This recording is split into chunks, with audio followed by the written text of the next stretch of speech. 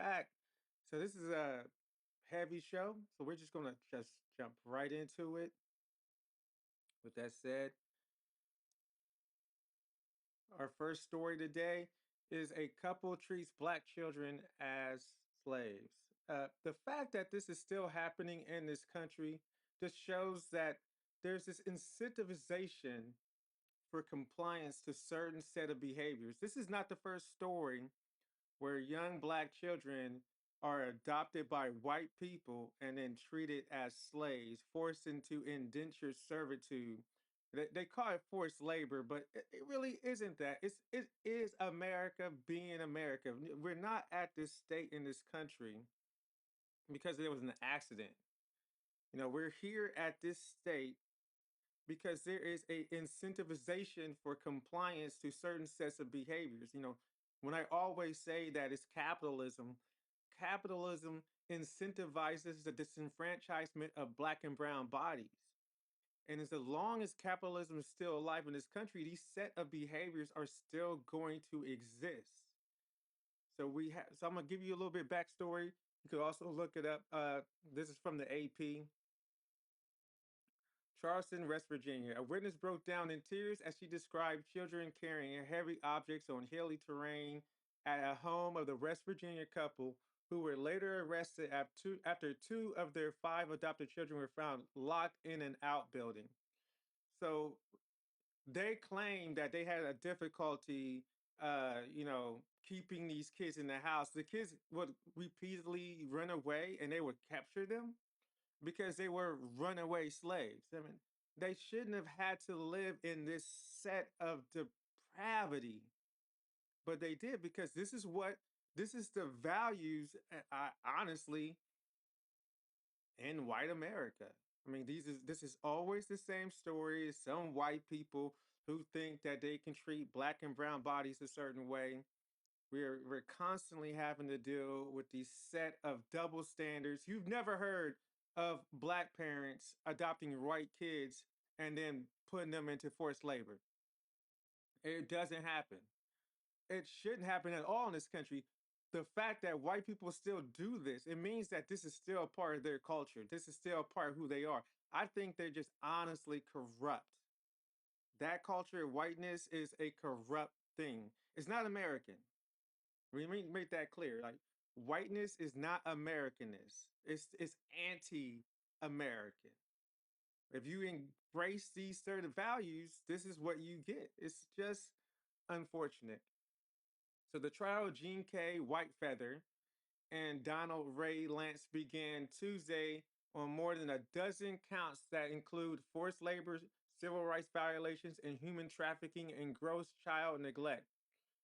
In her opening statement, Assistant Prosecutor Madison Tuck said evidence will show the couple forced the children to work and use them physically, emotionally, and mentally so they could comply. Again, remember what I said before. This is all about compliance. When we look at the state of affairs in the United States today, there is no group more compliant to depravity in this country than whiteness. And I'm not even going to mix words. It's just what it is. It's unfortunate. Now, Whitefeather is a Native American last name, so I'm definitely going to look up what her ancestry is. But she's definitely a white woman. You can see that's the whitest white woman to ever whiteness. And I guess Whitefeather is whatever. Whitefeather's attorney Mark Plant said the case is about adoptive parents struggling to deal with their children's past trauma and severe mental illness. He said friends and relatives of Whitefeather will testify that four of the children suffered physical, sexual, and emotional abuse by their biological mother, including what he said was the mother's use of alcohol and drugs while she was pregnant. Now, this line right here, that paragraph, it is used by lawyers to try to construct an argument that somehow allays the parents' behavior. There is no excuse for anybody acting out or participating in such depraved behaviors towards these young children. Young kids should never have to experience this, right? but this is still in our culture. This is still the values that are largely pressed upon other people, non-white people. That's why you always see white Americans trying to uh, control or patrol or police blackness or Latin Americans or other people. You're not allowed to be here. What are you doing here? Do you live here? This is in their culture. It is depraved. It is broken. It is evil. It is horrible. But this is the reality that we live in. So this is one of the biggest stories that's popping off right now. You can go and read more about it, but it just highlights one of the underlying problems in this country. But let's jump into our next story here. Snoop crashes out. So Snoop Dogg lost over 500,000 followers after he went to the crypto ball performance for his daddy Trump. And then, he came out here with these little lazy arguments talking about you need to lift people up. You need to stop tearing people. That's get out of here with that bullshit, Snoop. You sold out. 4 years ago, you were one on TikTok and Instagram dropping videos talking about y'all dancing for y'all masses. Who gonna dance for their masses? And all of a sudden in 2025, you dancing for your massive. Trump ain't nothing but a fool trying to make some dollars, and he'll sell out the entire black community to do it, and then will act as a victim afterwards. So I'm gonna read some of the things that the Forbes magazine had to say about this situation. See, musicians may not always expect to expand their fan base by playing corporate gigs, but few would anticipate losing more than a half a million of their social media followers after such a performance. Yet that was the case for rap artist Snoop Dogg, who has been under scrutiny for performing at the crypto ball on January 17th. Again, it's capitalism. He's compliant. And that is exactly the type of blackness they want. They want compliance. I have always said I'm the most non-compliant person in the world. I'm historically educated and scholarly educated. I grew up understanding what the reality of our world is. I understand the historical significance of being black in this country. The sad thing is that it's funny. I thought people always knew this, but I guess most Americans don't know that Martin Luther King's mother was assassinated 6 years after he was assassinated. I thought everybody knew this. This just shows the historical illiteracy in this country. And so this obsession of being compliant, that's why they hate blackness in this country. When they talk about DEI and all that stuff, all it is to attack blackness. Because blackness is beautiful. Blackness is awesome. And it's non-compliant. We ain't trying to line up behind you and follow you. We don't none of that. We're not trying to make you feel comfortable. That's not our stage. But we always have these, I'm gonna call them jigaboos. They're doing the soft shoe. And that's what Snoop did. He out here hugging Trump, putting his arms around him. A man who completely and utterly disrespects blackness every single day and was elected to office because he's anti-black. He's anti-American, and they embrace that. There's a real problem there. There's a real issue there. Now, they say at issue was that it was among the many events celebrating Donald Trump's return to the White House this month. As a result of his appearance on stage, Snoop lost more than 571,000 followers on Instagram, while 20,000 unfollowed him on X, the social media platform formerly known as Twitter, but should be known today as a Nazi platform. Because that is what X is. Elon Musk is a Nazi. And if you don't understand that, then you are out of your mind. The dude, it literally did a Nazi salute at the inauguration. Let your eyes tell you the truth. Like I remember I was watching something and one guy was like, people usually use their eyes to understand the information around them. I guess most people are incapable of using their eyes, or They're just like everything else in this country. They are complying, or they're compliant to the status quo. And the status quo in this country is, is abstract racism. It's just what it is. It's overt, it's excessive, it's explicit, it's all the same. It's just racism. That's what this country is based on. This is what runs this country, because capitalism literally incentivizes this type of behavior. And compliance is what Snoop is. Snoop is a compliant dog. You put a collar around him and put him on a walk.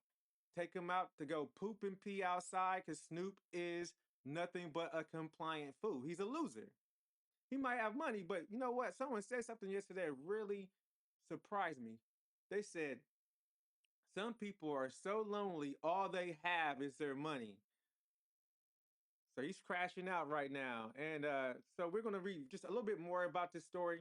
So it should be noted that Snoop has more than 20 million followers, which is true on X, and over 88 million on Instagram. So the numbers are just a fraction of this base, yet in addition to those who have ceased following him, he's also been targeted by critics on social media. But let's remember, you can have millions of followers, but only like a handful of people actively participating and engaging with you. And the 500 people disengaged for him, those were more likely the people who were actively engaging with his stuff. So most likely he lost a significant amount of people who actually are interested in him. Everybody can follow anybody, but if they're actually active engagement, is a completely different story. And usually when people disengage from you, they're active engagement because they went and they hit that button. They actually got up and said, nah, I don't want to be a part of that. Of course, Snoop fires back, but he's a compliant dog. He should get his dog collar and go for a walk. I'm gonna take him for a walk later on because he needs it. And I'm probably taking him to get spaded because we don't need him reproducing anymore. Which brings us to our next story. We got DJ Academics. I call him Acadiddy. It's so funny how when Kendrick Lamar said they move in flocks, and it's crazy. We got Diddy, we got Acadiddy, and we got Drake. They all in the same circle. I bet they all encompass a sense of compliance to white superiority and whiteness. And when you do that, you just start talking crazy. I said something to my girl a couple of days ago. I said, the internet could deal with 80% less media, right? Some people talk about how the internet is dead, and it kind of is. Because back in the past, when I started getting on the internet in high school, there were multiple websites. You can go all these different places, and they had their own niches and they had their own people. Now everything is consolidated into like Twitter, X, and YouTube. And then when you do that, you get this overabundance of creators, but they're not actually creating anything of thought. This is too much out there. And so we got DJ Academics who came up. If you don't know who DJ Academics is, I'll give you a short synopsis. This man is an exploitative creator. So what he started out with, he would go and he was looking at the violence in Chicago drill music, and then he would promote it and he would highlight it, and then he would kind of be an instigator for violence in that. And so that's how he blew up on YouTube. And the fact that YouTube allows somebody to do that, I mean, again, it's all about compliance, and incentivizes destruction and violence in this country, but it also monetizes the destruction of Black communities and Black culture for profit. And that's how DJ Academics became famous. He was a arbiter for that type of behavior. And you can point it out. You can look everywhere. It's everywhere in this country today. So why are we talking about him today? Well, he transitioned into music. Then he created his own little box where he has these conversations with the manosphere. So he ended up bringing this 15-year-old boy onto his platform to highlight this gamer. But while they were there, they were talking real greasy with this young man. I mean, sexually explicit, asking him if he would like, put another man's penis in his mouth. Would he have sex with an 18-year-old girl? They're talking about sending strippers to his house. This is a YouTube creator who's still on YouTube. The fact that YouTube has not disengaged from him shows you the compliance of YouTube overall. They are compliant to this sort of behavior. It's incentivized on YouTube. Now, of course, he did this on Twitch and he got a ban for 14 days. Bro, if I went outside and I was talking to someone's 15-year-old son, like he was talking to this 15-year-old young man on the internet, I would have all kinds of cases and all kinds of allegations with me. I would be isolated. They would be trying to find ways to come at me. Yeah, DJ Academics got a 14-day ban from Twitch. So Twitch is literally saying, you can do this. We'll give you a smack on the hand. That should not be possible. He was grooming this young man. It's patriarchy. See, in patriarchy, which most people barely understand, patriarchy is about grooming these individuals to participate in a certain set of behaviors and constructed ideals in a certain way. What they were doing was testing his ability to participate in patriarchy. Now, the great thing about this young man is that he rejected them. He was like, nah, I'm not interested in that. I'm 15 years old. I wouldn't do that. No, because that's how you catch a case. He even told them that's called grooming. But yeah, these individuals, it was DJ Academics, and there was I guess, a manager for uh the guy who shot, man, what's her darn name? What's that guy's name again? Man, let me look it up. Let me give it to you real quick.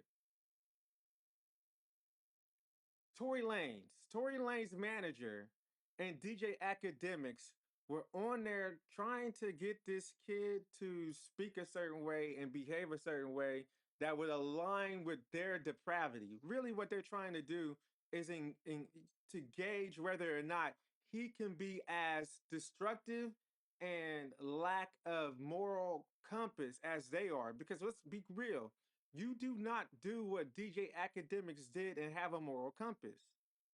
And it also shows what my friend said. He literally said, some people are so lonely, all they have is their money. DJ Academics can't go outside because the way he created his niche was by putting himself with a bullseye. He can't walk outside.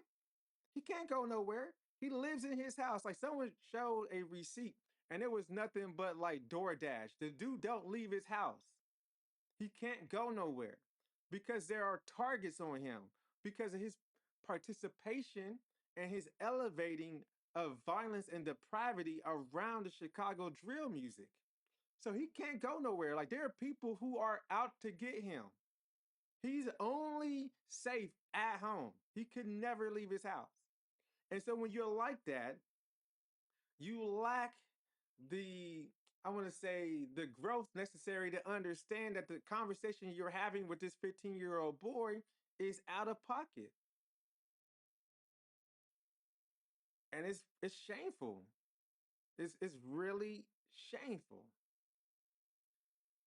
But this young man, he kept his cool. He held them accountable in many ways, but he also needed them because he needed these individuals and this he needed the ability to be seen in these guys' niche to grow his channel. So it also shows that if you don't comply with a certain set of behaviors in YouTube media or Twitch media, you can't really grow.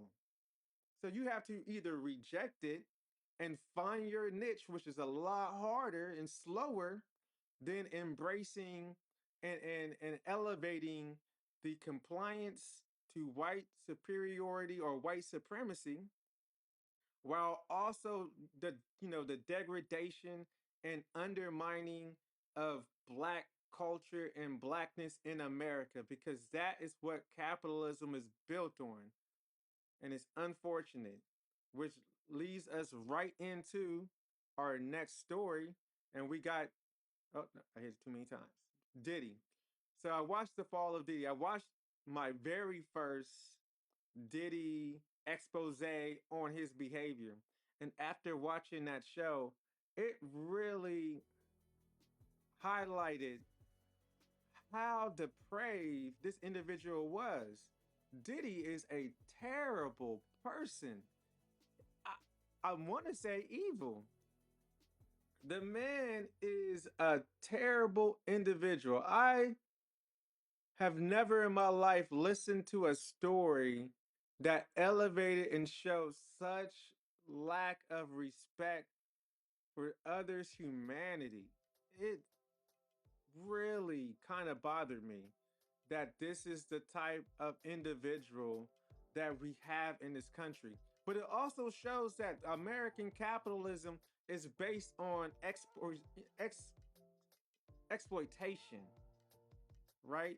Uh, One woman said something great though. She said, I was there from 95 to 97 during the formative years of Bad Boy Records. She says, we did great things, but none of it was worth it.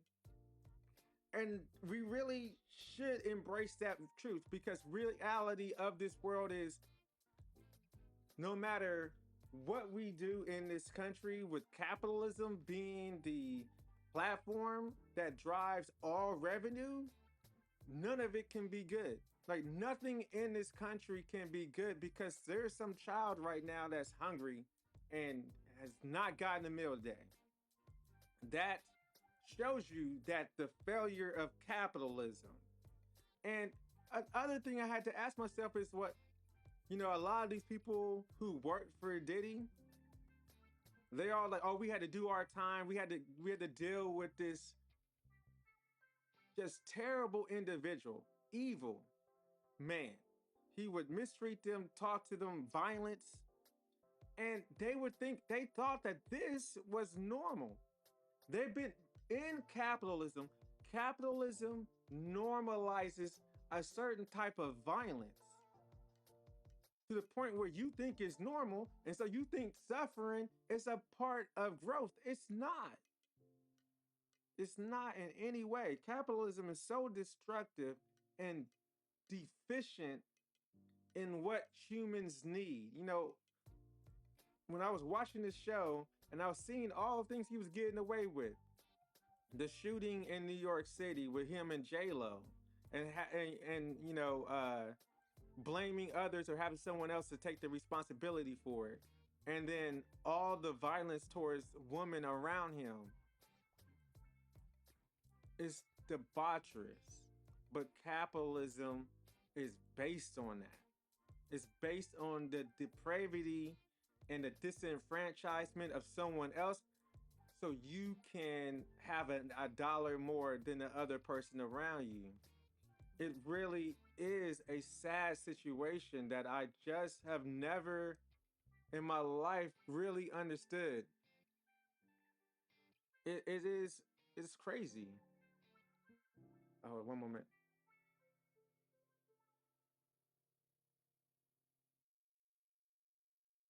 I was talking to Kenny. Um, it really brings to mind a certain set of standards in this country that we somehow have made normal. So like not having enough to to live a average life. Like I realized Diddy was the an exaggeration of the behavior necessary to get to his state. And that he is not an isolated individual. He's just the one that we talk about right now. But Trump CEOs of major corporations, I guarantee you they have the same mentality that this man has. To cut the necks of other people, to stand on their heads, to put a knife in the sides of their ribs so they could have complete access. It was, you know, I think it was a prophet who said the worst crimes in our society weren't made out of necessity, but out of excess. I mean, how many more millions do you need when $100,000 is good enough? And to me, I one of my buddies, my buddy Earl used to say all the time, he's like, I don't want a bunch. I just want enough. Just the pay, just enough. I don't need a lot. I just need enough to get by and to move forward in a society. I need enough to pay my bills and make sure that my kids are good. I just want an average life. The problem is in our society that we created a society so depraved that there's no place for an average people. You can't be average. You can't be a regular person because there's going to be someone like Diddy that preys upon you. I don't know. A lot of people have embraced this guy, celebrated this man, and we knew who he was a long time ago. We knew Diddy was a terrible individual. We knew this. I mean, I've never been a fan of his, but a lot of people always elevated him. But I'm not a fan of a lot of people. I'm not a fan of Drake. I'm not a fan of Diddy. I'm not a fan of Snoop. Although I did give his album high praises. Album was good. But this is what you get. These are the truth of these individuals. They're terrible, terrible people, which brings us right to our boy. So I've always been a Drake op. I've hated that guy. I always disliked him. Everybody was like, "You a hater." I guess I am. He's trash. I remember one time my buddy was over here, my girl, we're all hanging out, and I was just talking so much trash about Drake, how terrible he is as a person, how terrible his music is, how boring it is, how it lacks any values, it lacks any morals, it lacks a consciousness. And they're like, "Oh, you just hate on Drake, you just don't like Drake." But I'm right, I was right. Where we at now? So Drake can't sell out tickets for his Australian tour. Why is he in Australia and not in the United States taking a tour? You know why? Because he's about to be a European star. That's it. He will never, you know how people who were okay artists in the United States, but really effective artists outside the United States, that's where Drake's gonna live from now on. His career is over in the United States. Black Americans have rejected him outright. There's no place for him, no room for him. But there is a place for him in Europe, but maybe not. Because right now in Australia, he's having the hardest time filling seats. So Drake's Anita Maxwin, I guess this must be the name of his tour, Australian tour, is flopping hard. He's struggling with real bad to sell tickets. So click on this one right here. It says the hip-hop superstar was originally set to play Auckland on February 28th, March 1st at Spark Arena, but now he'll hit the stage on March 15th and 16th. The new dates are up on Ticketmaster, with Ticketmaster being notified today about the change due to scheduling conflicts. It wasn't scheduling conflicts. The problem was this is a 12,000 seat arena and he can't sell it out. Yeah, that's right. You heard it. 12,000 seats. And you can't fill them. So according to what I looked up today, the entire lower section in front of Drake's center stage is completely unsold, doing some Australia tickets. So far, he's sold half the tickets. Let's be clear. If this was Beyonce, those tickets would have sold out before they were even sold. If this was, and he's up there with Beyonce and Taylor Swift. If Taylor Swift said she's doing a tour, the tickets would have sold out that day. Matter of fact, perfect example. So the weekend had just a, I would say, a spontaneous show, not a tour, a spontaneous show in Los Angeles at in Pasadena. Those tickets sold out almost instantaneously. Of course, that show was also canceled due to the fires in Los Angeles. So I'm very happy about this because I'm a Drake hater. I can't stand the guy. I think he is a scrub. I think he's a sellout. He does not represent blackness. The fact that he's trying to sue Kendrick Lamar over a, a, a beef, like he's suing him for defamation, doing a beef, a rap beef. That's crazy to me. As I'm glad that the people are rejecting him because he's anti-black. Again, he's compliant to whiteness. And if you read the absurdity in his argument, he's saying because he's Jewish that Kendrick Lamar is anti-Semitic. You can't make this up. Remember, this is the same group of people who said that if I criticize you for any of your bad behaviors, I'm being anti-Semitic. Like me saying that the Palestinians have the right to exist is somehow anti-Semitic. This man said, because you call me a pedophile, because I work and hang around and invite pedophiles to my house, somehow that's anti-Semitic. Boy, you can't make this up. This dude needs to be canceled immediately. I rebuke anybody who says that the challenge me or criticism of me is somehow anti-Semitic. Because it's not. You have the right to criticize me if I'm doing something wrong. That ain't anti-Semitic. That's called being human. And the fact that Drake tried to make that argument in his argument for defamation just shows just how he has weaponized his religion and his tomfoolery. And that's what it is.